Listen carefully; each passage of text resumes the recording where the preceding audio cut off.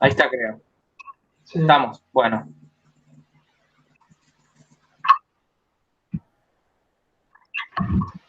Sí, bueno, ayudante de la cátedra, y estoy con Seba, mi ayudante.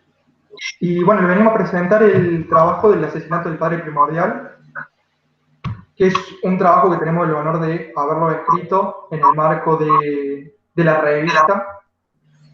Y bueno, fue un proceso que tuvimos el año pasado y que terminó en la publicación de este artículo que tratamos sobre la fundamentación psíquica que subyace al estado freudiano. Y para ello hacemos una comparación con el estado hobbesiano contractualista. No sé si querés decir algo, Seba. Sí, bueno, darle la bienvenida a todas, todos y todes. Tenemos la posibilidad de poder compartir el texto un poquito para acompañar la lectura. El texto está publicado en la revista de la cátedra, que se llama Heterocronía, Feminismo y Epistemologías del Sur, que ustedes tienen el link de enlace para entrar y poder verla. Hay otros artículos maravillosos, así que es un lindo material de lectura, así que aprovechenlo. Nada, es un texto que tiene algunas características que por ahí se van a hacer complejas, pero simplemente porque ustedes, por ejemplo, no han cursado la materia psicoanálisis, ¿sí? Y es un texto que tiene una médula, digamos, una columna vertebral psicoanalítica meramente. Entonces, por ahí algunos conceptos se pueden hacer un poco extraños, pero lo interesante y lo importante de esto es que ustedes se centren en la temática de la unidad, ¿sí? No importa el concepto psicoanalítico que vamos a trabajar, sino más bien la idea central de la unidad, que es los sujetos, cuál es el sujeto de la psicología, ¿sí? Nosotros lo que intentamos trabajar o que intenten que puedan pesquisar o investigar ustedes dentro del texto es qué sujeto hay en el estado hobbesiano y qué sujeto hay en el estado o en la cultura freudiana. Para contextualizar un poco, Hobbes es un filósofo que es considerado como el primer filósofo político moderno y que escribe su obra máxima, que es el Leviatán, en 1651, en medio de una guerra civil. Como para hacer una pequeña introducción a Hobbes, él es un contractualista. ¿Qué quiere decir esto? Él entiende que las sociedades se conforman por medio de un contrato entre personas y entre sujetos. Él parte de un mito, que es el mito de estado de naturaleza, que hubo un momento en donde los sujetos estaban solos, donde no había ley, no había moral, no había nada que rija en ninguna norma, por lo cual los sujetos estaban lanzados a hacer cualquier cosa, en tanto que no había nadie que los vigile. Para que el mayor miedo que subyacía ahí, que se presentaba, era que el otro me mate, ya que el otro tenía la potencialidad física de asesinarme. Es a partir de este miedo que dice Hobbes, los humanos se juntan y firman un contrato en el que yo me comprometo a no matarte si vos no me matás. Entonces lo que hacen es ceder parte de la libertad para un mayor bienestar.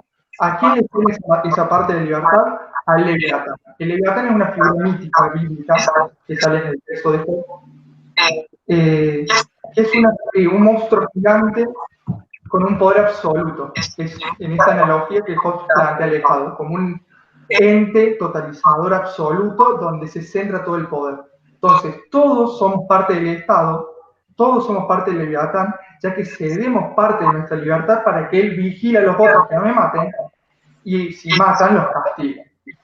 Eso es como la idea central de Hobbes en el Estado, su mito y el paso del estado de naturaleza a un estado controlado y regido por el Leviatán. Bueno, es interesante que tengamos en cuenta cuáles son, cuál es cuál Hobbes es una figura omnipotente, omnipresente. Ahí decía Juan que en el libro de Hobbes hay un monstruo marino, ¿sí?, que devoraba a las personas y que tenía un poder inigualable, y que decía, no hay sobre la tierra quien se le parezca, dice la Biblia, animal hecho exento de temor. ¿Sí? O sea, estamos más o menos en el apartado 2.1 para que ustedes se vayan orientando. ¿Sí? ¿Qué significaba eso? Que para Hobbes el Estado era un ente de hiperpoder. Había forma de resistirse a eso. ¿Por qué? Porque, como decía Juan, había un aglutinamiento de una voluntad, digamos, de los sujetos, cada uno resignaba parte de su libertad para ponerla en el Estado y evitar las crisis y los problemas entre los sujetos. Entonces, esa idea es interesante y es clave porque ahí ya hay una noción de sujeto para Hobbes. ¿Sí? Es el sujeto político, ¿sí?, dentro de los sujetos, pero es un sujeto consciente. Se da cuenta que necesita formar acuerdos para no verse perjudicado por la agresividad o el deseo de los otros, ¿sí? Entonces ahí ya hay una noción de sujeto para que ustedes vayan teniendo en cuenta y leyendo el texto en esta clave, ¿no? Que ideas de los sujetos que hablan acerca de cómo se diseñaron estos sujetos, cómo Hobbes pensó los sujetos, y después vamos a ver cómo Freud los piensa, ¿sí? ¿Quieres empezar con Freud? Sí, vamos con Freud. Antes me gustaría hacer una aclaración, que es, de Freud hemos tomado dos textos, ¿sí? Uno de los textos es el texto de Tótem y Tabú, un texto que Freud escribe en 1915, y en donde Freud hace un recorrido antropológico, es un libro que tiene muchísima antropología de la época, hace un recorrido antropológico acerca del estado de naturaleza también de los, podemos decir, de los primeros sujetos, ¿sí?, en los que todavía no vivían en sociedad, y de los que todavía no tenían esto de lo que hablaba Hobbes, del acuerdo común y de la vida en sociedad, ¿sí? Entonces, es interesante que los dos parten de este punto como de naturaleza, ¿sí? Hay una agrupación de personas que todavía no son aglutinadas por nada, ¿sí? Y que en algún momento tienen que empezar a establecer acuerdos para no hacerse daño entre ellos. Pero la diferencia entre Freud y Hobbes es que en Tótem y Tabú Freud va a decir que esos acuerdos no fueron conscientes, ¿sí? Recién Juan hacía alusión de que el acuerdo de Hobbes era un acuerdo consciente, ¿sí? Entendieron que era necesario hacer ese acuerdo. En cambio, para Freud, el acuerdo es inconsciente porque no entra por la vía del acuerdo de la decisión común, sino más bien por otros mecanismos, en este caso mecanismos psíquicos, como por ejemplo el horror, el miedo, la muerte, el temor a la muerte, la sexualidad, ¿sí? ¿Querías agregar algo ahí? No, está bien. Lo que sí... Dale. Freud empieza en Tótem y Tabú, hace alusión a un mito darwiniano, ¿sí? Darwin estaba, imagínense, estamos hablando de 1915, la teoría de la evolución estaba muy de moda en la ciencia de la época, y entonces Freud toma un mito de Darwin en el que dice que en las sociedades primitivas, ¿sí?, había un padre celoso que retenía para sí mismo, además que tenía el control de ese grupo de personas, resignaba para sí mismo todas las hembras de la tribu, ¿sí? Todas las hembras de la tribu le pertenecían a él, y además de que todas las hembras de la tribu le pertenecían a él, era tirano, era despótico, era agresivo, Y entonces en algún momento los hijos de ese padre se unieron, se pusieron de acuerdo, ¿sí? Se unieron para derrotar a ese padre que tenía un hiperpoder terrible y que los tenía completamente oprimidos, por decirlo de alguna forma, ¿sí? Lo que hicieron estos hermanos fue unirse entre ellos y darle muerte al padre. Esto es un supuesto filosófico, ¿sí? No estamos hablando de que los primeros habitantes o pobladores de la Tierra, las primeras sociedades eran así. Tanto Darwin como Freud hacen alusión a un supuesto para dar entrada a sus teorías.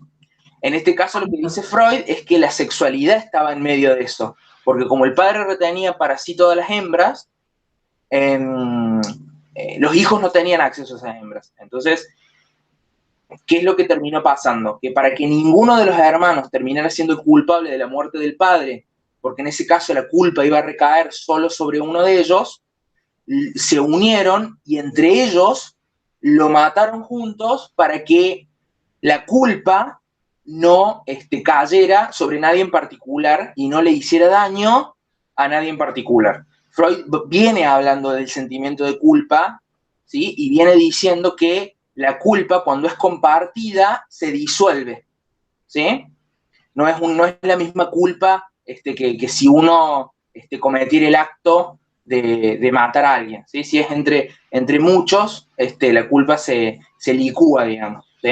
Claro, como si fuese una cuestión cuantitativa. Claro, tal o sea, cual. si la culpa se divide entre muchos, tenemos menos culpa entre todos.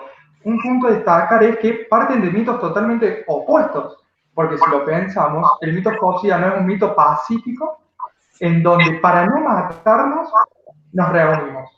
Y Freud, el mito es, nos reunimos para matar.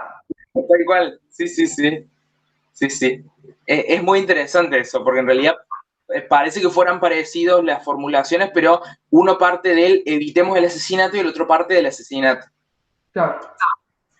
Es bastante interesante. Bueno, ¿qué es lo que dice Freud, digamos, desde el punto de vista del psicoanálisis, para que vayamos entendiendo qué tiene que ver el Estado en todo esto? Freud dice que al matar al padre, la culpa esa volvió sobre los perpetradores del acto, digamos, y que a través de eso el padre se hizo más fuerte aún, ¿no? Es decir, el padre cuando murió quedó como recuerdo, ¿sí? Quedó como huella psíquica en los hermanos, en los hijos de ese padre, y terminó teniendo más poder que el que tenía antes, ¿sí? Porque a partir de ahí los hermanos comprendieron que el asesinato no podía volver a producirse, es decir, había que establecer alguna forma en la que esto no volviera a ocurrir, ¿sí? Entonces Freud, por eso tiene esa frase Freud, que inclusive nosotros en algún momento del trabajo la citamos, que es, el padre muerto es más poderoso que el padre vivo, ¿sí? Porque lo que termina haciendo es, la culpa esa se termina quedando en el sujeto y termina consiguiendo que el asesinato no se repita en otra ocasión, ¿sí? Entonces, para Freud, el ordenador de esa sociedad es el asesinato en primer momento, pero después evitar el asesinato de nuevo, ¿sí? Ese asesinato quedó como recuerdo igualmente, ¿sí? Esa muerte quedó como recuerdo de los hermanos, y a partir de ahí se empezaron a restringir muchas cosas para que esto no pudiera pasar. Por ejemplo, el tabú del incesto, ¿sí? No, y además Freud va argumentando a lo largo de ese libro de Tótem y Tabú con distintas tribus y cómo van repitiendo, por ejemplo, el asesinato del padre primordial con los tótems. Tal cual. Asesinan, los tótems eran, por ejemplo, animales sagrados de tribus, en donde en algún momento del año se festejaba el asesinato de todos los padres de la tribu de ese animal. Se lo comía y se tomaba la sangre. Entonces eso representaba que todos somos parte de la culpa. Pero solamente se podía matar en una situación especial y sagrada en un momento particular. No podíamos matarlo en cualquier momento. Claro, es como fue avanzando a lo largo de la historia de la humanidad este mito, según Freud. Tal cual. Y es curioso esto que dice Juan, pues en realidad lo que termina diciendo Freud también es otro supuesto, que como estamos hablando del mito darwiniano y de las sociedades primitivas, muy probablemente eran caníbales, ¿sí? Entonces, estos hermanos que mataron al padre terminaron devorándolo, ¿sí? Esa devoración, en ese acto de devorar, dice Freud, se incorpora algo al sujeto, ¿sí? Después, a partir de esto, Freud empieza a hablar de la pulsión oral y de la capacidad de asimilación y de las etapas de desarrollo psicosexual, ¿sí? Pero me refiero a asimilar, pensémoslo ¿sí? Esa asimilación es real, porque probablemente eran caníbales, pero además es simbólica, ¿sí? Porque asimilo lo que mi padre era, ¿sí? La economía, los límites que ponía, la cantidad de mandatos que estableció en mi vida, ¿sí? Entonces yo, a través del canibalismo, ¿sí? Bueno, eso sería el mito freudiano en Totem y Tabú. El otro texto que tomamos es el otro texto sería El malestar en la cultura, un texto de los más viejos de Freud, 1929-1930, en donde Freud hace un análisis muy particular de la sociedad y plantea por qué las personas sienten malestares y al final nos organizamos en sociedad para generar bienestar. Nosotros lo que nos centramos acá es la conformación del super-yo. El super-yo, para que lo entiendan, es un desarrollo, una instancia psíquica de la segunda tópica freudiana, en donde lo podríamos resumir brevemente como la instancia de la ley. Freud hace primero un análisis de la génesis psíquica del super-yo, y ahí tomamos el texto de Yo y el Ello, en donde Freud dice que el super-yo es el heredero del complejo de Edipo. El complejo de Edipo lo podemos entender como la repetición fantasía del asesinato del padre primordial. O sea, es esa fantasía de querer matar al padre, no poder matarlo, y encuentra como solución la identificación del padre y conforma el super-yo. Pero después también hace un análisis cultural del super-yo. O sea, dice Freud que las pulsiones en la persona tenemos pulsiones de muerte y pulsiones de vida. También la pulsión de muerte la podemos entender como pulsión a la destrucción, la necesidad de destruir. Nosotros esa pulsión las queremos poner afuera, pero hay un Estado, un padre, una institución que me limitan y coartan estas pulsiones para que podamos conformar en sociedad. O sea, nosotros no podemos ir andar matando gente porque se nos da la gana. Hay cuestiones culturales que nos limitan eso. Y esa energía pulsional, esa energía de querer destruir al otro, al no llevarla a cabo, la utiliza el super-yo. Da un ejemplo muy, muy interesante Freud con los religiosos. O sea, cuanto más coartan su pulsión de llevar a cabo sus acciones, no es que se sienten más liberados, sino que cada vez sienten más culpa. Es a partir de esta instancia psíquica del super-yo, de la ley, que nosotros empezamos a pensar los vestigios inconscientes, es decir, la posibilidad que el aparato psíquico brinda para que el sujeto se inserte en la sociedad, o al revés, para que la sociedad o el Estado se inserte como ley en el aparato psíquico. Tal cual. Está muy bueno. Sí, ahí agregando lo que decía Juan, piensen que el mito de Totem y Tabú que hablábamos recién y lo que acaba de plantear Juan desde el malestar en la cultura se unen en un punto común, ¿no? En el caso de Totem y Tabú tenemos el asesinato del padre real, ¿no? Por la horda primordial, el mito que hablamos. Pero en el caso del malestar en la cultura y la conformación del super-yo, ya no tenemos el asesinato real, sino simbólico del padre a través del complejo de Edipo, ¿sí? Entonces, tanto en el acto canibálico de la horda primordial, ¿sí? De devorarse al padre, es similar al acto simbólico de la identificación con el padre en el complejo de Edipo. Una aclaración más: padre, madre, para el psicoanálisis, no son papá, varón, mamá, mujer, sino que son funciones y lugares, ¿sí? Que lo puede ocupar un hombre, una mujer o quien fuere, ¿sí? Eso para aclarar, para no quedar pegados a esa concepción. No sé si querés seguir agregando más.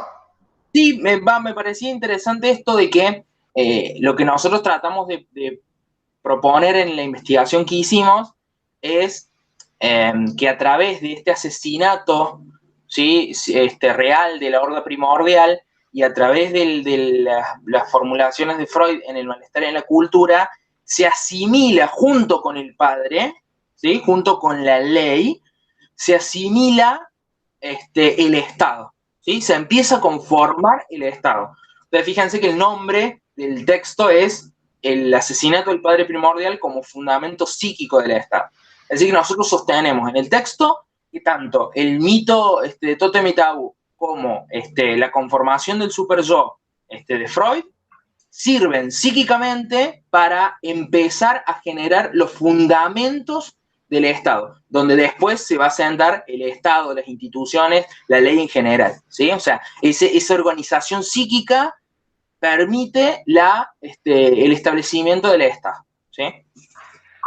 Otro punto a aclarar que me parece importante es que nosotros encontramos un punto en común entre Freud y Hobbes, que el Estado, la cultura, la ley se instala por violencia, por el temor, pero de vuelta la gran diferencia. Entendemos que Hobbes hace como un análisis superficial del aparato psíquico porque él plantea como que se conforma de una conciencia. Somos conscientes de que nos podemos matar, por lo cual hacemos un contrato en el que firmamos no matarnos.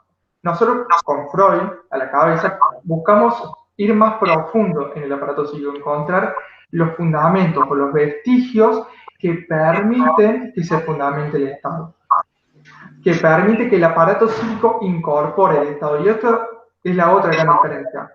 Si podemos poner un lema de Hobbes en el Estado es todos somos el Estado, porque todos ponemos libertad en el Leviatán.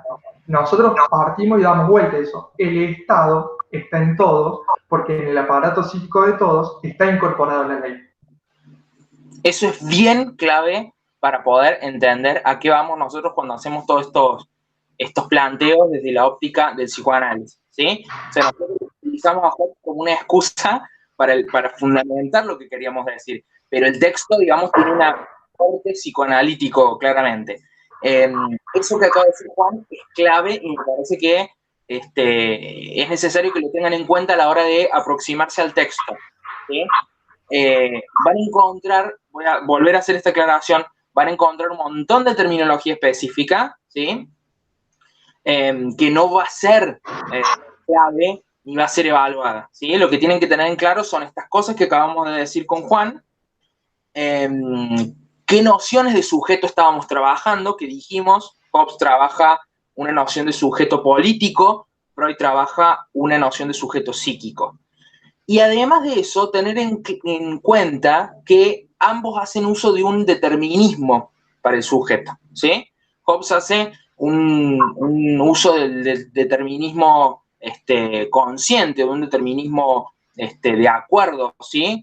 Contractualista, y Freud hace un determinismo psíquico, es decir, que eso está, ese discurso contractualista y ese discurso psíquico está creando estos sujetos, ¿sí? El sujeto de Hobbes y el sujeto de Freud, que como nosotros vimos, no son muy diferentes, ¿sí? Tienen algunas diferencias, pero centralmente se los puede leer ahí análogamente, ¿sí? Bueno, yo creo que con esto estaríamos. Estamos. Ante cualquier duda, ante cualquier concepto que no entienda más del todo el lado psicoanalítico, no tengan miedo en preguntar, que lo vamos a tratar de responder, pero bueno, recalcar que no es fundamental en la lectura o en la heurística, como dice Leticia, de los textos, sino poder pesquisar qué sujetos subyacen en cada autor. Exactamente. El video va a estar colgado en YouTube. Abajo tienen los comentarios. Cualquier duda que tengan, la escriben ahí y nosotros la respondemos, ¿sí? Antes de que terminemos, quería decir que, bueno, que si bien ya han entregado el primer trabajo práctico, bueno, vamos a tener la posibilidad de repasar las unidades, que se queden tranquilos, que vamos a tener ahí espacios para repasar las unidades, que ya les vamos a estar contando a través de las redes y a través del aula virtual, ¿sí? Vale. Muy bien, nos vemos. Saludos.